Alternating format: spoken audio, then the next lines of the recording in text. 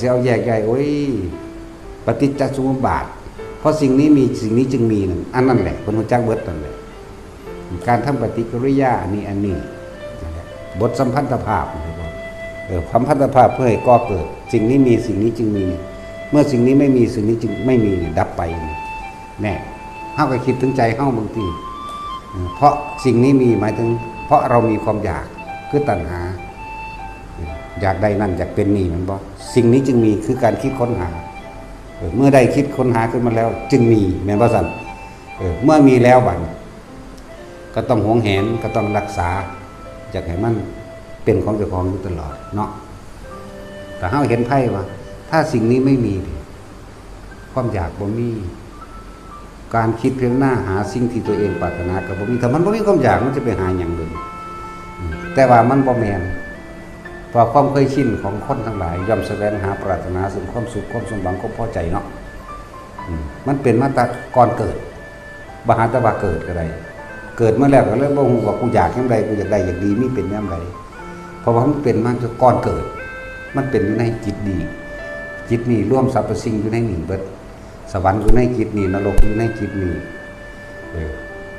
สวรรค์ก็อยู่ในความรู้สึกนี่นรกก็อยู่ในความรู้สึกนี่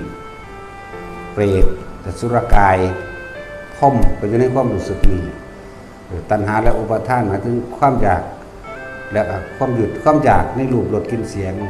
ผู้ชายก็มักผู้หญิงมันก็มีอยู่ในจิตนี่ในความรู้สึกนี่เข้าใจบ่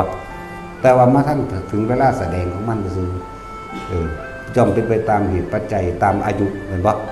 ตอนเฮาเป็นเด็กน้อยเฮาบ่ได้ไปอยากเอากันเลยล่ะแม่นบ่ซั่น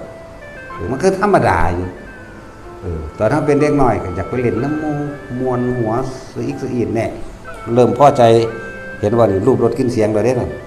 แต่ว่าบ่ทันได้แม่นเรื่องของการเสพกามเสิ่งกันนั่นแหละเสพกามรู้จักบ่เดี๋ยวนี้ว่าพระพุทธเจ้าเว้ามวนติเสพแปลว่าอันนี้แหละรู้จักบ่หรือจะเอาภาษาไทย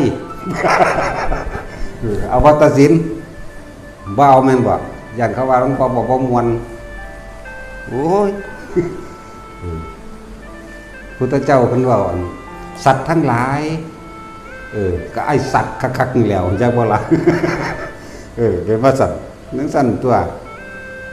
ถ้าบ่แปลงสิก็บ่เข้าใจดอกเนาะว่าเพิ่นบ่ด่าติโมฆะบุรุษโอ้ยบักเลวกว่าหมาอยากว่านั้น คำว่าโมฆะบุรุษแปลว่าอะไรสัตว์